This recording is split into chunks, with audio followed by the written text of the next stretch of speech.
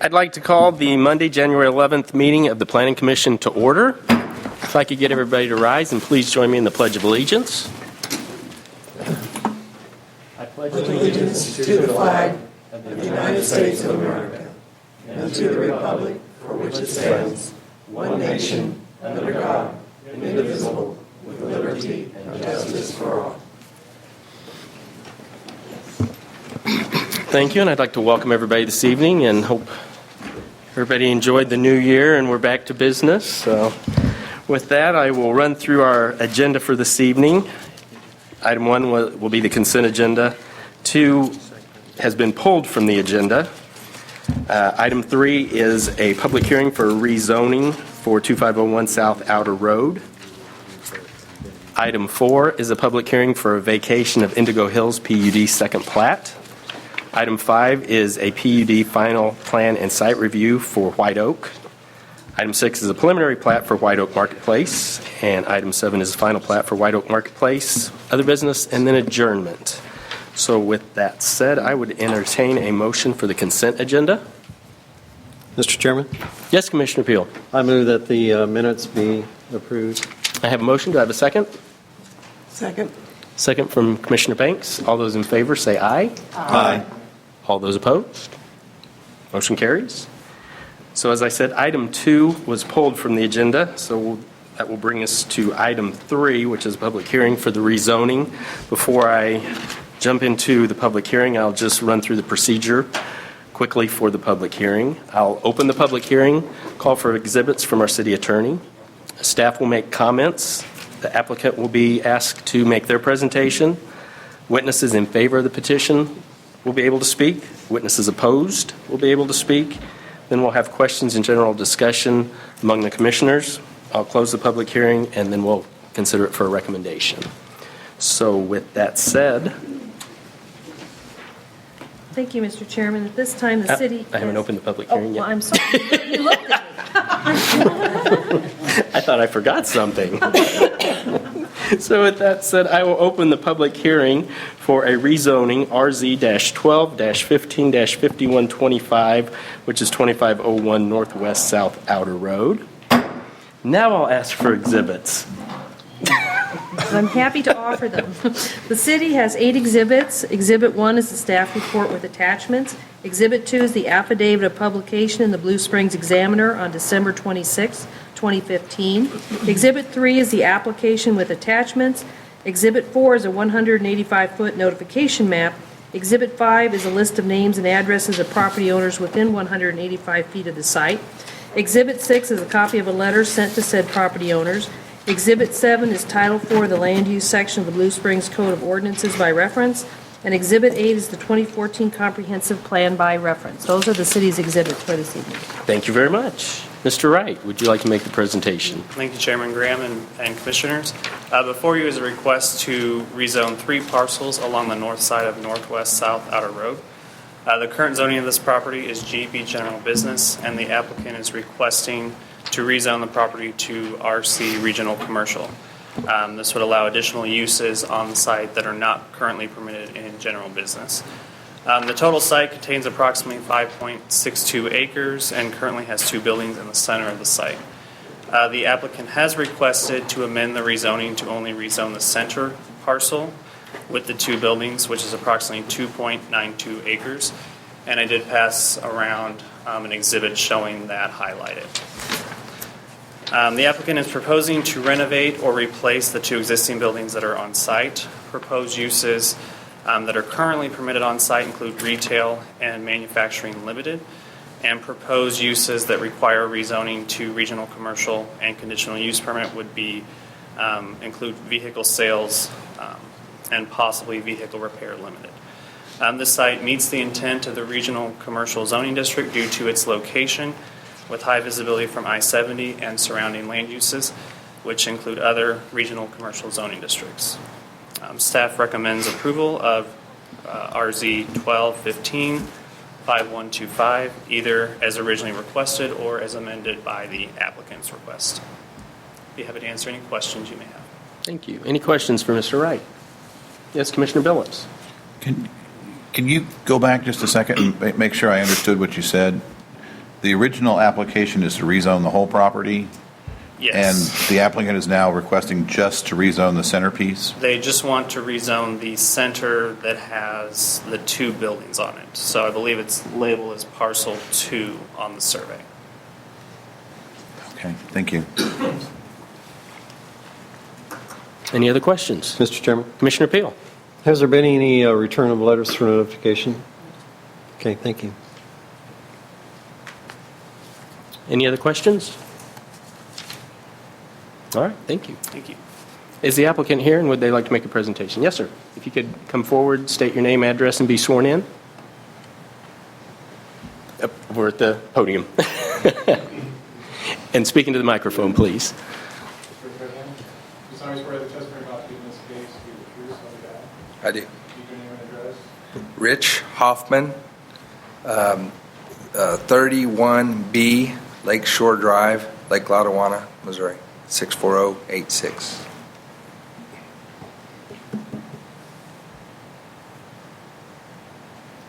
Okay, I don't really have a presentation, just here for questions if there are any. A couple comments. The reason we only really intended to rezone the center track because that's the track we want to develop. The other 2 tracks, we're not sure what they may be used for. We do propose to clean all 3 tracks up, and we're also going to work at widening the outer road and doing some of the requirements for all 3 tracks in our proposal, our plan. Another comment, we really aren't going to repair any vehicles. We're not going to hold ourselves out to be a repair shop. We're going to sell muscle cars,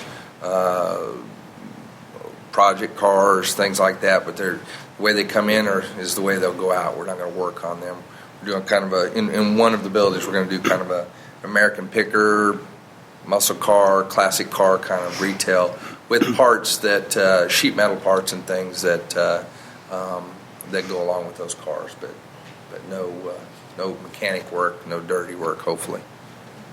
Okay. Any questions for Mr. Hoffman? Yes, Commissioner Billups. And this may be a question for you and a question for staff.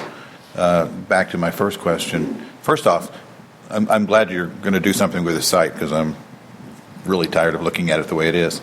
But is there some reason that you don't want to rezone the other 2? Because really, it just makes more sense for that lot, the way regional commercial is set up, for all of those lots to be regional commercial. Is there something that can't be done on those lots if we do the rezoning? Well, I can answer my understanding of that. I was just advised to not change it if I don't have to, because there's a couple things I think in general business that aren't allowed in the RC zoning, and I like bars maybe, or I don't know. Repairs on vehicles or something like that. I don't have a plan for either of those, but I know it's easier to go forward to the RC because that's what the city really wants, as opposed to going back. And I don't know what somebody might want if I were to sell those lots, or I'm really hoping to create some synergy and clean it up and get somebody excited about maybe having me develop that for them, or so I'm just going to leave myself open. Okay.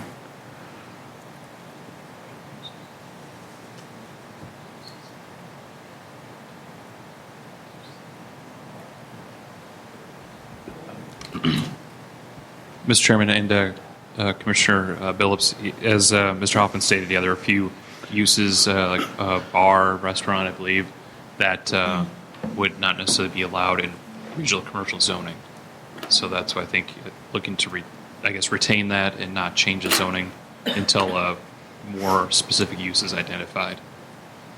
So that was the purpose from the applicant's perspective. This was not necessarily staff-driven. This was simply from the applicant looking to from a master plan sort of outlook. Wouldn't all of those lots make more sense to be regional commercial? so that you're not just sticking one in the middle of the others? From a mapping standpoint, I suppose I can see the value of that, but in terms of use. And the fact that it's right there on Right, the highway right. and everything. Again, if, it's really the type of lot that was intended to be this regional commercial. That's why we created it, was for these lots right on the interstate like this. And again, yes, staff was supportive of modifying all, the entire area to regional commercial zoning. But if the applicant's looking to just modify one portion that they're looking to redevelop at this point, that's certainly, again, up to them to make that request, as they're doing here tonight. But again, if there are certain uses that we're looking to reserve as potential uses that are only allowed in GB, they may still be, again, synergy was the word Mr. Hoffman used, may still be a good fit with what they're looking to do with the center portion, but still could retain the existing zone. So, yeah, again, long term, it may be more ideal, certainly from, I guess you say, consistency amongst or between all the different lots. But if there's no use identified, staff isn't necessarily going to push to request or require that the rest be rezoned. Thank you. Any other questions for Mr. Hoffman? All right, thank you. Thank you. Is there anybody in the audience this evening that would like to speak in favor of this petition? Seeing none, is there anybody in the audience this evening that would like to speak in opposition to this petition? All right, seeing none, I will bring it back up here for discussion among the commissioners. Or additional questions? Yes, Commissioner Billups. I'll just make a comment so that I don't want anybody to be confused from my questions. My preference would be to do it all at one time, but I understand their reasoning, so if they want to do just the center lot, we'll just have to come back later and do the other two. Correct, because they pulled the other two from it. All right. Yes, Commissioner Banks. Is there a particular address that has the location on the application here of what addresses would be a part of the parcel he's wanting to rezone? Yeah, it would just be 2501 and 2525. Those are the two buildings. Say that again, Mr. Wright. Be 2501 Northwest South Outer Road and 2525 Okay. Northwest South Outer Road. Thank you. Thank you. Any other questions? Yes, Commissioner Billups. Would you prefer the motion to be by address or by lot number 2 as opposed to? How would you want that to read so that we get this correct? Probably the address would be best. Thank you. Okay. Any other questions before I close the public hearing? All right, seeing none, I will close the public hearing, and I would entertain a motion. Mr. Chairman, Yes, Commissioner Peel. I move that rezoning request RZ 12-15-5125 be approved. Do you want to include the addresses in that? Yes, 2501 and 2525, is that correct? Yes. Yes. All right, I have a motion. Do I have a second? Second. Was that Commissioner Duhan? Yes. Thank you. I have a motion and a second, although, I'm sorry, this will be a roll call vote. Planning Commissioner Haney. Aye. McCall. Aye. Keel. Aye. Bartolotta. Duhan. Aye. Billups. Aye. Banks. Aye. Chairman Graham. Aye. Motion carries. We will send that to City Council for the next meeting with our recommendation of approval. Thank you. Next item on the agenda is public hearing for the vacation of VAC-12-15-5131 Indigo Hills. I will open that public hearing, and I will ask for exhibits from our city attorney. Thank you, Mr. Chairman. The city has 8 exhibits. Exhibit 1 is a staff report with attachments. Exhibit 2 is the affidavit of publication in the Blue Springs Examiner on December 26, 2015. Exhibit 3 is the application with attachments. Exhibit 4 is the 185-foot notification map. Exhibit 5, the name and addresses of property owners within the 185 feet of the site. Exhibit 6 is the copy of the letter sent to said property owners. Exhibit 7 is Title IV Land Use section of the Blue Springs Code of Ordinances by reference. Exhibit 8 is the 2014 Comprehensive Plan by reference. Those are the city's exhibits this evening. Thank you very much. And Mr. Wright is behind the podium, ready to give city presentation. Thank you, Chairman Graham and Commissioners. Before you is a request to vacate a street easement that's part of the Indigo Hills PUD. This street is an extension of Southwest Indigo Hills Drive to the west of Southwest Elizabeth Street. And in the original preliminary plat of Indigo Hills, this was intended to be an extension that would become a cul-de-sac that was named Southwest Patricia Circle. A revised preliminary plat and PUD concept plan was approved in February 2015 that would remove this street extension and have lots fronting Southwest Elizabeth Street. Therefore, the street is no longer needed for future development and was made a condition that it would be vacated prior to approval of the PUD final plan and the second plat of Indigo Hills. Staff has visited the site and the former street has been removed and curb and gutter installed along Southwest Elizabeth Street. There was also a fire hydrant in that street easement that's been relocated to the right-of-way of Southwest Elizabeth Street, and there's also a street light at that corner that has been taken down and will be reinstalled along Southwest Elizabeth Street. Vacating the street will allow the applicant to proceed with development as approved with the PUD concept plan and the preliminary plat, and therefore staff recommends approval of VAC 12-15-51-31. And then here's a survey showing where that the portion that will be vacated is approximately 1,500 square feet. Be happy to answer any questions you may have. Any questions for Mr. Wright?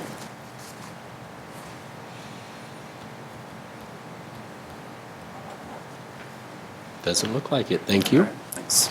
Is the applicant here this evening?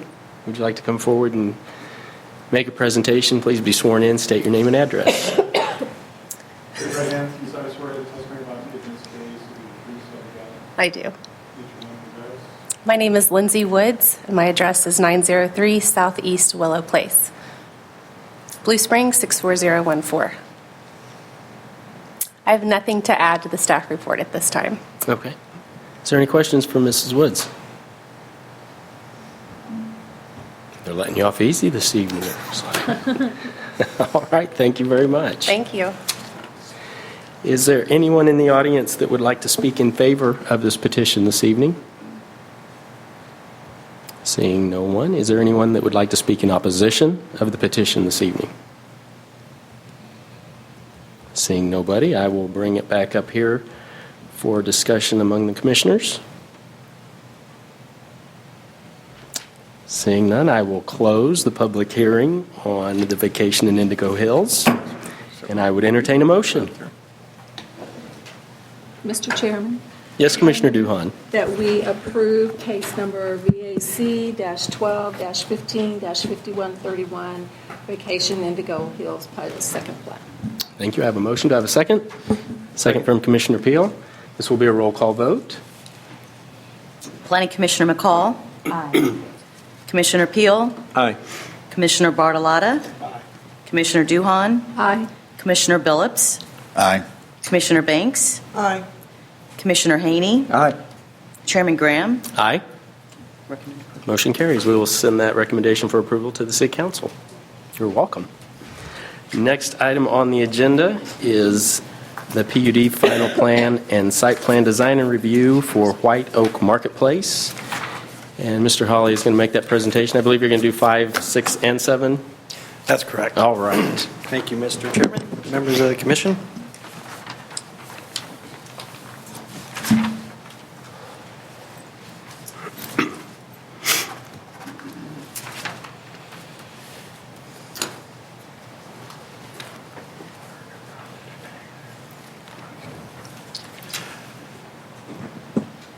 So to begin, we'll start with talking about the PUD final plan and site plan and design review. It is for the approval of construction of an 85,796 square foot grocery store and an attached 6,219 square foot retail space on approximately 10 acres. And then also for the detention basin, which sits on just a little less than 1 acre. Most of you are very familiar with this property. It is the former White Oak site, or actually current White Oak site. It is located on the west side of Southwest 7 Highway, south of Southwest Sunset Avenue.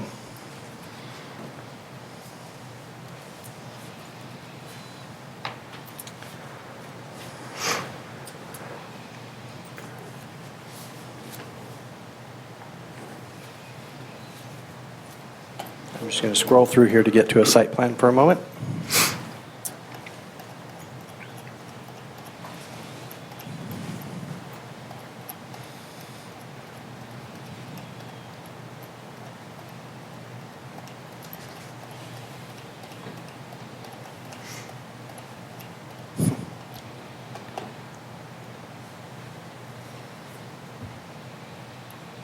There we go.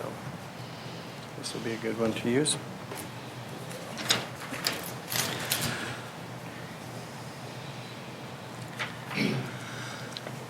You may recall that the PUD concept plan was considered by the Planning Commission on August 24th, 2015, and the Planning Commission did provide a recommendation for approval to the City Council.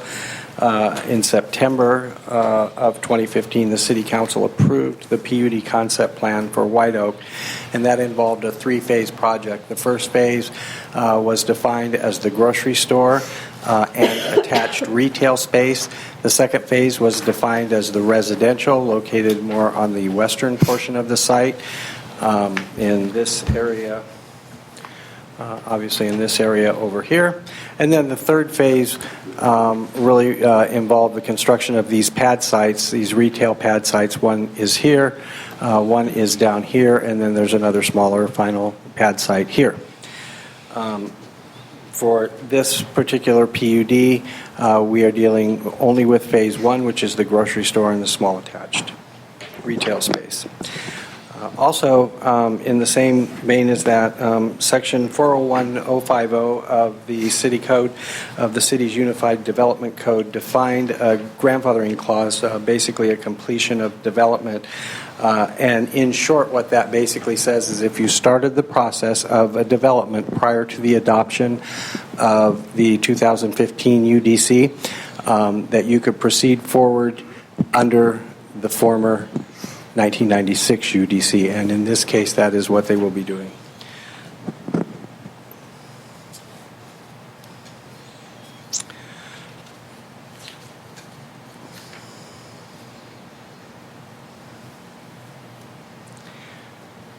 The PUD provides access consistent with the conceptual plan. There are accesses along Southwest 7 Highway, also accesses along Southwest Sunset Avenue, along Southwest 7 Highway.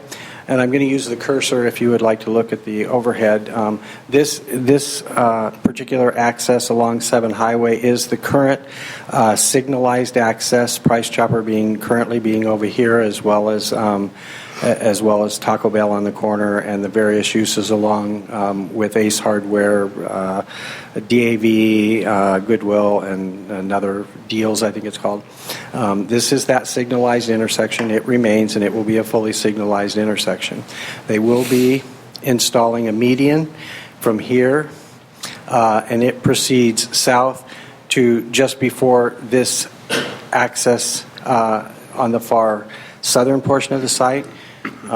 Before I talk about that one, there will also be a right-in, right-out only access here in more of the center of the site along 7 Highway. This southernmost access really will be a full service access, and it is primarily to accommodate deliveries for their delivery trucks. So it does allow for a left turn in, a right turn in, and Ben, is that a full intersection? So will they be able to do the left out as well? So that's a full intersection. That's what I was thinking as well. Along Sunset Avenue, they are proposing 2 access points, an access point located between the residential and the commercial portion, and then a center access between this pad site and their detention, which really comes into a main access drive. Their access, as far as on-site, they have a north-south access that runs along here. They have north-south access through here, and then to circulate through the site, obviously they have an east-west drive here and another east-west drive here.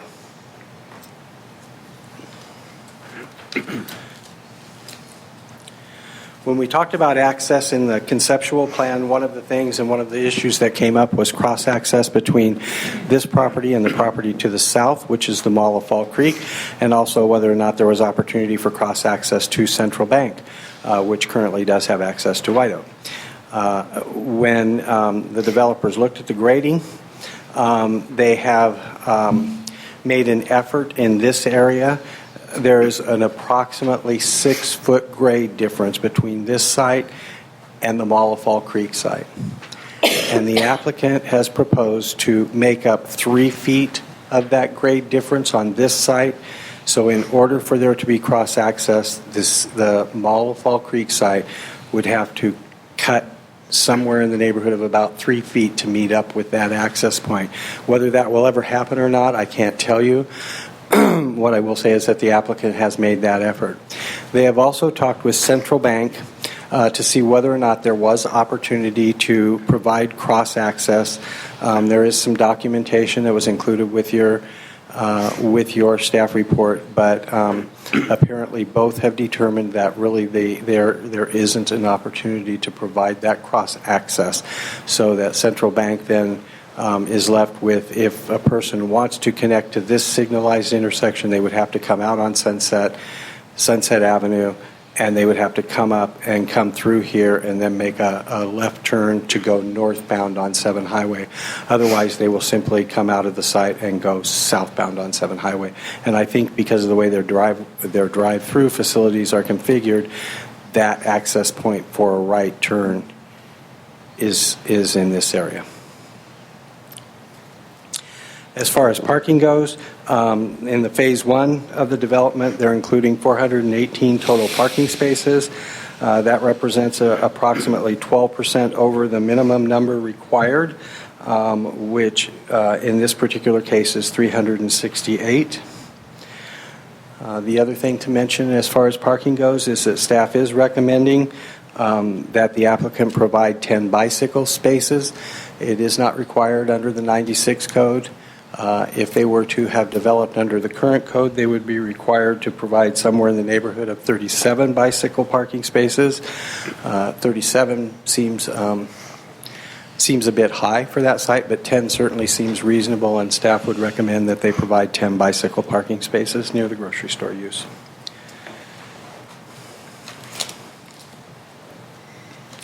The developer is required to install public sidewalk along 7 Highway as well as along Southwest Sunset Avenue.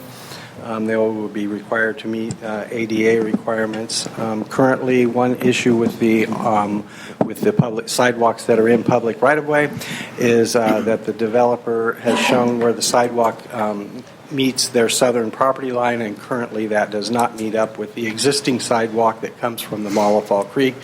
We have simply added a condition that during the building permit review process, they will have to resolve that issue so that those 2 sidewalks meet. They do have on-site sidewalks. They have provided, for pedestrian circulation, they have provided a sidewalk that runs, kind of meanders down through this area, connects up with the Mall of Fall Creek property. Then they also have sidewalks in front of their store, and they have provided walkways through the parking lot that gets to the front of the store, so that there is pedestrian access throughout the site. The applicant is requesting an alternative compliance landscape plan. If you turn to page 8 of 15, 7 and 8 of 15, there is a graph that explains to you where they are a little bit long on landscaping and where they are quite a bit short on landscaping. They are proposing roughly 234.5 plant units less than is required by our code. And their reasoning for doing that really has to do with it being a commercial retail site, visibility issues and things like that. Therefore, they did request the alternative compliance landscape plan.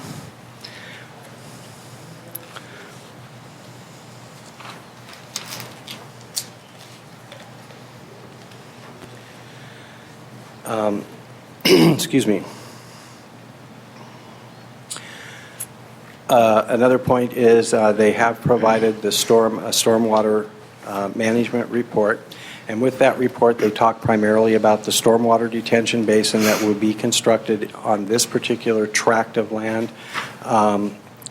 Within that detention basin, they are proposing also to do some stormwater quality types of things that will probably have to do with grasses and filtration of the water prior to it leaving that stormwater detention basin. The staff has reviewed that and has made some suggestions as far as a planting scheme that incorporates native vegetation, inspection and maintenance procedures, and those types of things.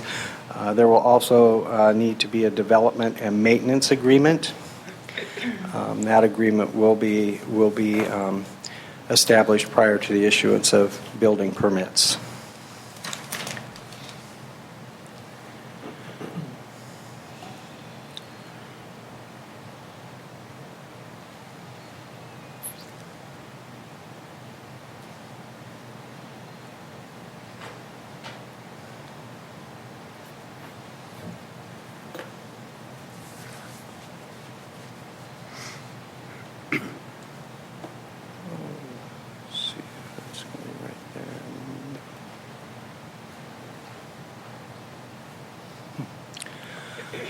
As far as the building elevations, color renderings were provided. The north elevation provides a combination of brick, stone, ephes,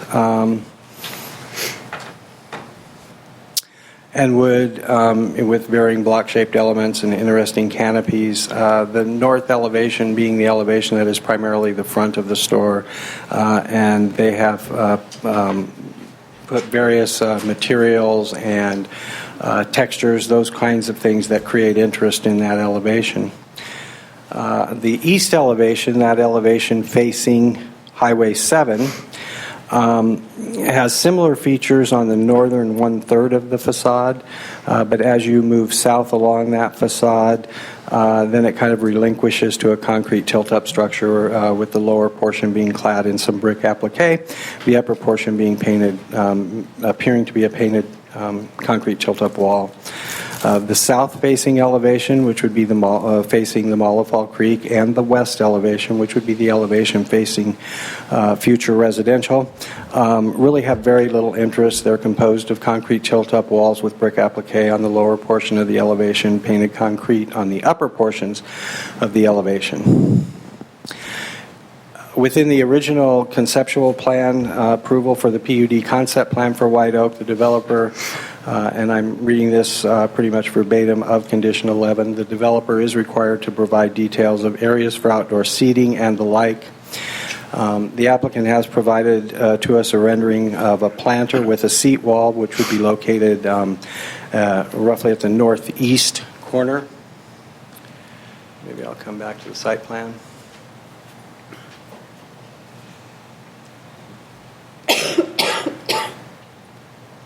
Keep going this way.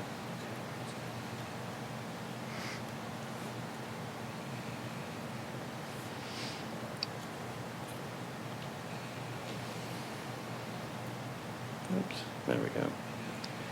There we go. Oh, too far. Yeah. So the building elevations, color renderings that you had in the staff report, this is reflective of those same. And there is, that's not coming out well on this one. But to go back to the site plan, in talking about where they have provided amenities, it appears that they provided a seat wall that would be somewhere in this vicinity. But other than that, we really did not see any other, they haven't really provided details of any of the other amenities on site. So just to give you an example, one of the areas that we consider to be a fairly significant and critical area really is this area. I'll let the applicant's representative talk about if there is an intent to do or what they intend to do in this area. But this area then connects with the residential, and we've always wanted to see not only the strong connection between the residential and this particular retail and this particular property, but we've also always wanted to see some kind of amenity in here that really drew people to it. So I'll let the applicant address that. I think we've already talked about the maintenance agreement, and with that, staff does recommend approval of the PUD final plan, site plan, and design review. There are 22 conditions that were provided with that recommendation.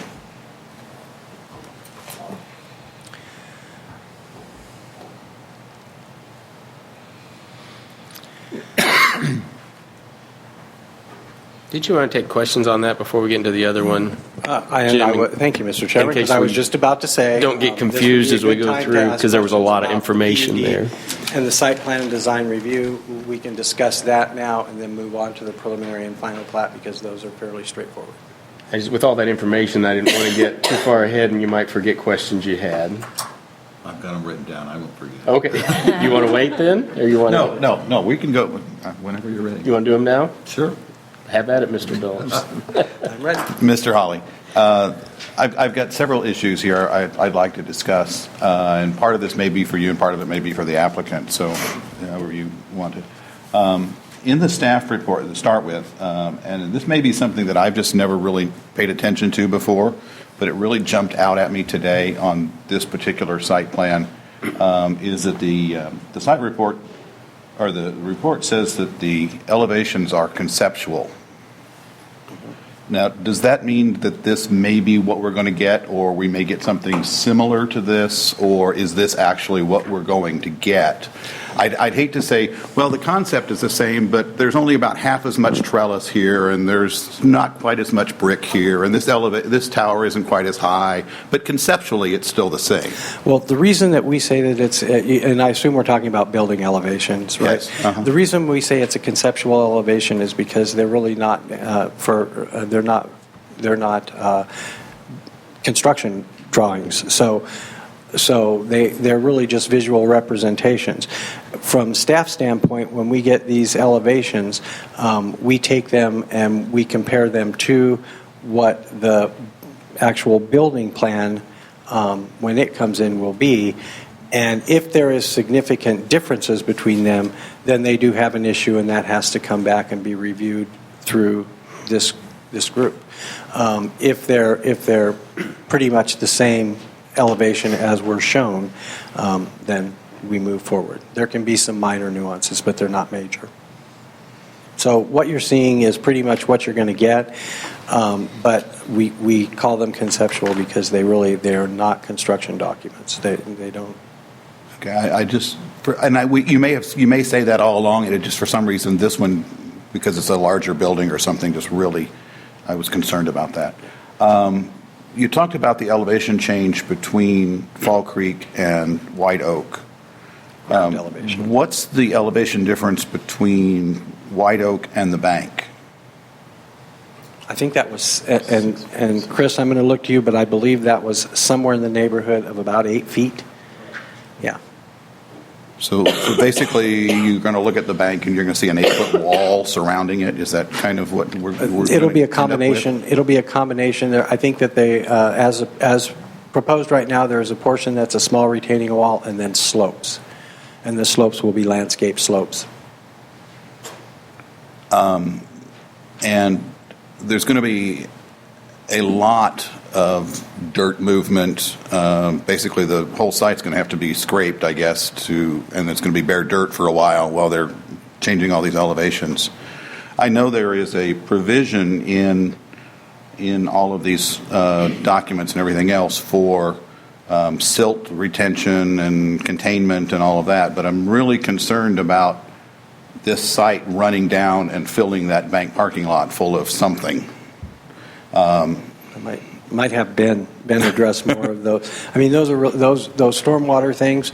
Those are really the things that Public Works looks at through their stormwater study. It's also, I'm sure DNA has a good, and probably MoDOT all have something to say about how they handle their silt runoff and that sort of thing, because obviously MoDOT doesn't want it running onto Highway 7 at all. And I'm sure we have protections for the bank. And yeah, I don't have, just a couple things. DNR will be involved. They'll have to get a permit to discharge to handle their land disturbance. And then the other thing, I think half the drainage is going to go where that detention basin is proposed, and then eventually out underneath 7 Highway at the low point, so it won't be going onto the bank property. Well, all the drainage is going to go to that low spot, actually. So I think it'll be, and I don't see, except for the slopes he was talking about that drain down to the bank property, that will probably need to be watched carefully. So the remainder should go to the detention basin and then out through the low spot under 7, and we'll make sure we have stormwater siltation measures in place to handle that. So. And that kind of leads into the next thing. I've got this vision of the detention basin being above the bank and something happening, and that somehow the water from the detention basin ending up in the bank. Maybe I'm worried about something that I shouldn't be, but I'm worried about the fact that the basin is higher than that other property. And I'm really feeling concerned for the bank here. Sure, I hear you. All I can do is state, yeah, the east bank will be above the bank property. We've carefully reviewed the stormwater management plan to make sure that it won't overtop that bank. So I feel comfortable with that. And we'll have to make sure that the bank gets vegetated properly to eliminate erosion problems in the future. So beyond that, I'm probably going to leave it to the applicant to go into. And again, with the grading and everything else, you talked about lining the sidewalks up. Now, the sidewalks that are being required, are they on just this first lot that we're approving, or are they also on the outlots that go in between? They are also on the outlots that go in between, because when we look at their final plat, what they're actually final platting is their first and the third phase. So they're going to final plat the obviously for the Price Chopper, for the grocery store use, and then for the 3 retail lots, which means that they will be providing the sidewalk along. Let's see if I can go back to the site plan.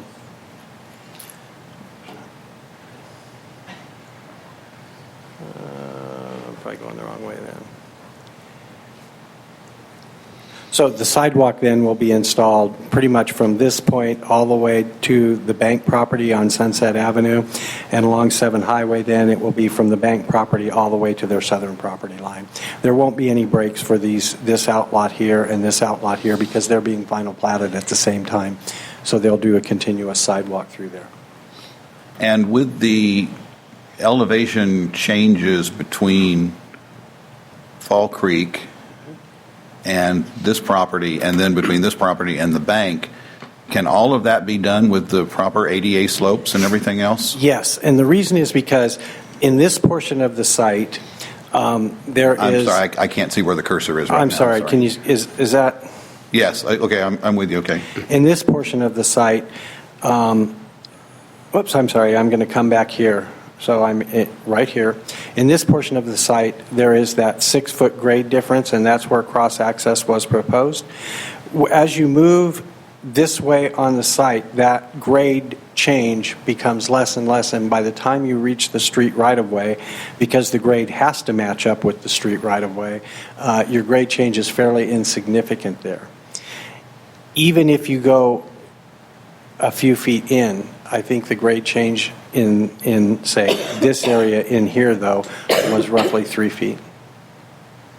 So that grade change picks up pretty quick as you come on site, but at the street it has to match up with the street. They have trucks pulling in and out of here, so it pretty much has to match up with the street. And MoDOT's not going to change the elevation. And between the street and the Fall Creek property, there's not too much slope, like, where the sidewalk's going to be straight uphill or something? No, it won't be that bad. It'll be pretty consistent. I don't know exactly what that slope is, but it's a slope that won't, it's not, I guess the best way to say it is I don't think it's a 5% slope. Chris, you may want to jump in and talk about this, but it won't be anywhere near a 5%. It'll be something less than that. I was just concerned because since they can't manage to connect the two properties because of the grade change, an automobile can handle a lot more grade than a sidewalk can. So it seems like there might be a problem with connecting the sidewalks as well. That's the difference. The sidewalk is in MoDOT right of way, and the grades in MoDOT at the MoDOT right of way are not changing. Those grades are there already. They're established, and they will remain the same in that. But when you get on site, those grades are changing on site. So part of the sidewalk will be above the site or below the site? Well, potentially. It will be a little bit. Slightly above, but not retaining wall above. Okay. There will be some slope there, yes, because the site will be higher than the street level. Okay, thank you. Any other questions? Mr. Chairman? Yes, Commissioner Peel. Mr. Hawley, I have a question on the raised median that's supposed to be at the south entrance, to my understanding. Yeah, I'll kind of go over that real quick again, but the median that is going along 7 Highway, that median starts roughly just past this. This is the signalized intersection, and that median starts roughly here, and it will run through 7 Highway roughly to their south entrance. But again, their south access point is a full access point, so they'll have full left movements as well as right. Does that make sense? Yes, it does. Thank you. Mm-hmm. Anything else? Okay, continue on. Okay, we'll move on to the preliminary and the final plat.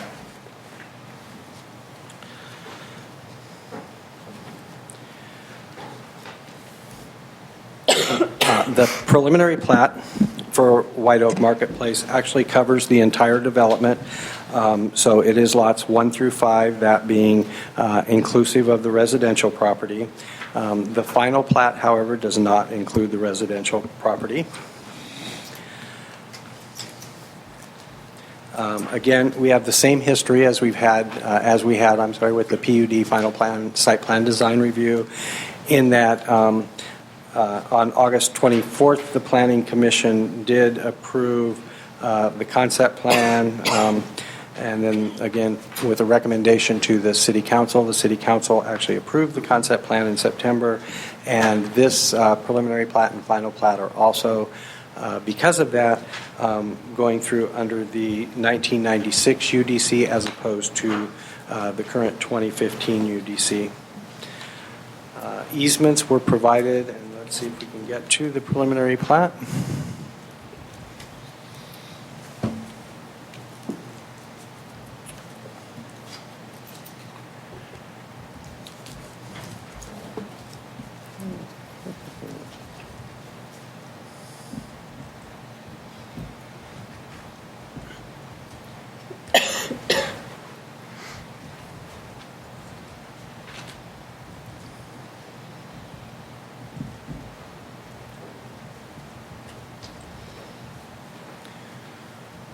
For the most part, I've got the final plat, and for the most part, we'll be talking about the final plat because both are running concurrently.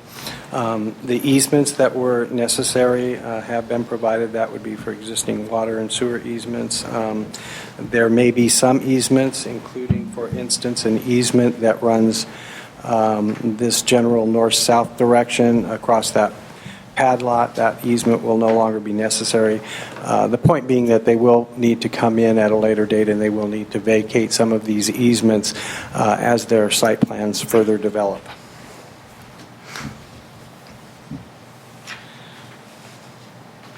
Access easements are required for all the access shared drives and roads to ensure the ingress egress is appropriate for for being able to move through the property.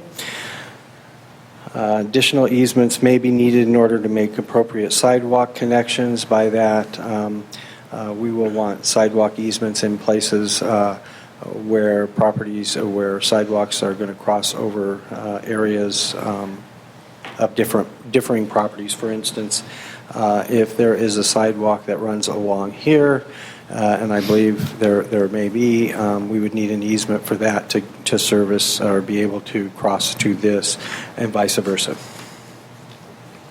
We already discussed sidewalks, so I won't really go over that. We've really discussed the stormwater detention and the stormwater basins, the maintenance agreements. I won't really talk about that. And finally, the street improvements having to do with the raised medians. We also addressed that through the PUD final plan, site plan design review.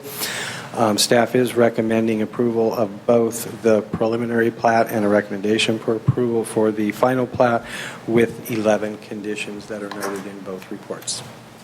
And with that, I'll stand for any questions regarding those two. Any questions for Mr. Hawley? Commissioner Billups. One quick question. You were talking about the access easements, and forgive me if I overlooked it somewhere. Is there an access easement, a cross access between this and Fall Creek, or are they just raising that up so that there could be one in the future? There will be a cross access easement provided for that access in case in the future Mall of Fall Creek wants to lower theirs and they want to create that cross access. I just didn't want to have to go back and try and create an access easement after the fact. That will be created with this. Thank you. Any other questions for Mr. Hawley? All right. Thank you. Thank you. Would the applicant like to make their presentation? If you could state your name and address, please. There's a lot of documents there. I don't know. The other thing we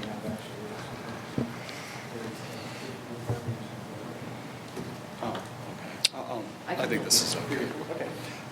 Yeah. Karen, are you going to swear me in? Yeah, I'm going to help you. Perfect. With your maps. Just tell me what you need and I'll hold it for you.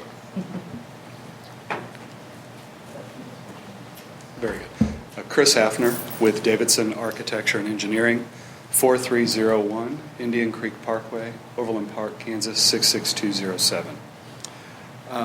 Thank you for the time. I was going to answer a few of these questions off the top. Sure. From the concept plan. I wanted to point out something Jim mentioned, and again, appreciate staff's work on this project. It's a real pleasure to work with them, and I do appreciate their time and dedication to this. Along 7, we mentioned the raised median. We created the exhibit of that. I just wanted to mention that we have, starting at the intersection, full access, obviously, at the signal. Our next intersection, which kind of cuts across the front of the grocery store, it's not a right in, right out. Currently, we have it shown as a 3/4, which means it's right in, right out, and left in. It just prohibits the left out traffic, which is the same configuration that you have at Sunset and 7, and then a full access south. I just wanted to mention that was 3/4, not right in, right out. Agree with the stipulations, the 22 laid out for the PUD final plan, as well as the 11 and 11 for the preliminary and final plats. The 10 bicycle spaces is fine. We'll find a place for that on site. Amenities, I think we were providing or wanting to provide that seat wall kind of public gathering space both at the intersection of the retail building and the grocery store, which is what we provided the rendering of. I think we're going to do the same thing on the opposite corner of the grocery store, which would be the northwest corner. So whenever a residential development would come on, we would have connection access and an area there to kind of gather and sit. Regarding building elevations, the only revisions I foresee on these building elevations, we're working right now with a few different general contractors working on pricing. It's just a matter of whether the substrate material is a tilt-up, a precast, or a concrete masonry unit construction. Otherwise, the building materials that kind of make up the front and sides of those buildings, or that building and the retail, will be the same. We've already gone a little bit farther than this level towards CD, and that's what we're drawing. So feel confident that we'll meet that. It's just a matter of how we physically hold the building up with the walls. One other thing about the detention basin, again, we tried. We looked at the grades between our parking lot and the bank, wrote emails back and forth. They had a separate engineer look at the issue as well. Nobody could come up with a good solution that was anything that wouldn't bottom out or make a car high center trying to come out of that site. So we thought in the best interest of safety for both of our customers that we would just allow access onto Sunset and the 7 for the bank and go on about hopefully making a nice development for everyone. The detention basin is sitting up higher than the bank, completely agree. Right now, everything falls into the bank parking lot because it's all one parking lot. So we really think this is going to be a better solution in stopping our stormwater from flowing onto their site. So we're creating that basin. We have a lot of landscaping. There is a landscape sheet provided in there, really trying to dress up the buffer between ourselves and the bank. And actually the retaining walls don't happen on that side of the site, so really they're just going to be looking at a hill more than anything else on their side of the site. We make up the retaining on the other side of that signalized intersection. Sidewalks, completely agree. We're going to provide sidewalks for all the commercially developed property that we're doing here. The Mall of Fall Creek, the reason the connection is coming up is because the Mall of Fall Creek's sidewalk for some reason stopped about 15 feet south of their north property line. So it's in the right of way, so we'll just make that connection at that point. So other than that, I think I've hit all of the points that were brought up in the discussion with staff. I'm happy to answer any questions about the project. We're moving forward with construction documents right now with the site development package, working with Ben, his staff to get the mains, the site grading, erosion control plans, and things like that all put together so we can start demolition in the spring for this project. So we're still on track for all of that. Any questions for Mr. Hinkner? Yes, Commissioner Billups. Surprise, surprise. How'd I know? No, I appreciate everything you said. I think you know from the previous hearing and everything else, I wish the building was oriented differently, and that probably prejudices a little bit of my opinions about some of this. But I appreciate everything you've said on this so far. I hope it truly works out that way. Just as an aside comment, when I was looking at the renderings and everything else, and I know we're not talking about signage today, but you might want to think about moving the signs, because the signs make it look like the entrance is in a different place than it actually is, and I think you're going to confuse a lot of people if you leave the signs there. Okay. That makes it look like that little brown tower is actually the front entrance, when actually the front entrance is over on the white part. So I'm going to take a quick look. Yeah, I understand. I understand where you're going with that. Absolutely. So just something to consider as you go forward. That's all I wanted to say. Very good. Thank you. Yes, Commissioner Banks. Last time I asked you if you had received a letter of intent from Price Chopper, and you said no. Have you as yet? Great question. I don't have that information with me.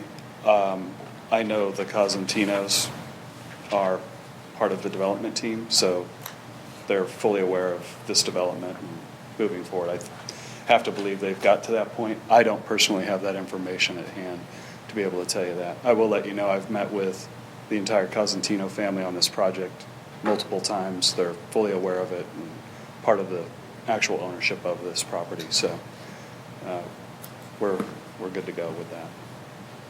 But I don't know officially about a letter of intent being signed or anything like that. I just know that I've been told to proceed with permit level documents to get this built as quickly as possible. Any other questions for Mr. Hafner? All right, thank you. Thank you. Okay, we've kind of heard everything together as far as items 5, 6, and 7, so we'll go back and consider item 5 first, the PUD final plan, site plan, and design review, I would entertain a motion. Mr. Chairman? Yes, Commissioner Peel. I move that planned unit development 10-15-5052, along with the 22 conditions, be approved. All right, I have a motion. Do I have a second? Second. Second from Commissioner Haney. Is this just up, down, vote, or not roll call? All those in favor of the motion say aye. Aye. Any opposed? Motion carries. Item 6, the preliminary plat. Mr. Chairman? Yes, Commissioner Peel. I move that preliminary plat PD-11-15-5060 and the ensuing 11 conditions be approved as well. I have a motion. Do I have a second? Second. Second from Commissioner Duhan. All those in favor say aye. Aye. Any opposed? Motion carries as well. Which brings us to item 7, the final plat. I would entertain a motion. Mr. Chairman? Commissioner Peel. I move that PF 11-15-5061 and the ensuing 11 conditions be approved as well. All right, I have a motion. Do I have a second? Second. Commissioner McCall? All those in favor say aye. Aye. Any opposed? That recommendation will be forwarded to City Council. That brings us to item 8, other business. Mr. Allen. Thank you, Mr. Chairman. I believe Karen sent out an email earlier today asking for kind of last chance for names to be considered for the National Planning Conference the first weekend in April, to be held in Phoenix. I think we have a number of folks identified, so what we traditionally do is we'll confer with the chairman to, I guess, inform you in terms of who's attended, who hasn't attended, and again, there's generally a deference to those who have not attended to be given that opportunity first. So with that, we'll get that squared away and let everybody know kind of who will be attending here. I think in terms of staff, it'll be myself, and I think Jim is still considering it as well. So usually we have 2 staff attend and 1 planning commissioner. Last year, we did have a staff member who couldn't attend at the last minute, so we were able to get a second planning commissioner. So they're kind of an odd number of 3, but usually 2 staff, 1 planning commissioner is kind of what we have budgeted. So for what it's worth, Phoenix has actually financially a little bit more reasonable than Seattle last year. So thankfully, and it's also a little bit shorter conference. It's actually a day shorter. So in terms of taking time away from family or from work, it is a little bit shorter for everybody, just it's by 24 hours. So anyway, we have rooms already reserved in Phoenix, and again, just need to get registration done before the end of the month, as well as get flights taken care of, and we'll go from there. So if anybody does put their name in, if they're interested in bringing along a guest, spouse, significant other, please let Karen know that as well. Again, the city does not cover that cost, naturally, but we would help in terms of coordinating accommodations and flights and such, just to make sure everything connects up with those traveling. So that has happened before. That is certainly an opportunity again this time as well. With that, the next Planning Commission meeting, the agenda for that for the 25th. Right now we just have a few items related to Indigo Hills item that you heard earlier today, or tonight, I should say. And that would be final plat, as well as PUD final plan for the remainder of the next phase with Indigo Hills in relation to what you saw being recommended for vacation tonight. So that's all we have for now. So it might be a little bit lighter meeting, but certainly some important items before you for the 25th. And I should note one last thing. The City Council is looking to move into, or back into, the Public Safety Building, new facility, new room there in February. So that's the current plan. So we look to follow them immediately thereafter with either our first or second meeting in February, hopefully. Again, assuming everything goes well the rest of this month. But again, at least our next meeting will still be here. Okay, thank you. Any other business? Mr. Chairman? Yes, Commissioner Peel. I would recommend to staff that when they do presentations that they use something other than a crosshair, maybe a colored spot or something like that, because it's hard to follow. I know we read all the documents and things like that, but when you're directly talking about certain things, it'd be nice to be able to see that. It's just We used to have like my a viewpoint. laser pointer. There's a laser pointer here. We're also looking forward to, with the new building, new and upgraded technology. So it'll be a little bit easier. I do know that at the dais, which you all get to sit at a dais again, and there will be monitors there. So you'll be able to see what, for example, what staff was presenting up here. You wouldn't have to crane your neck and look at a screen and, again, kind of squint and see what's going on. You'll actually be able to look right in front of you and get more, kind of, again, a little bit closer view, clearer view of what's occurring. So staff will be trained.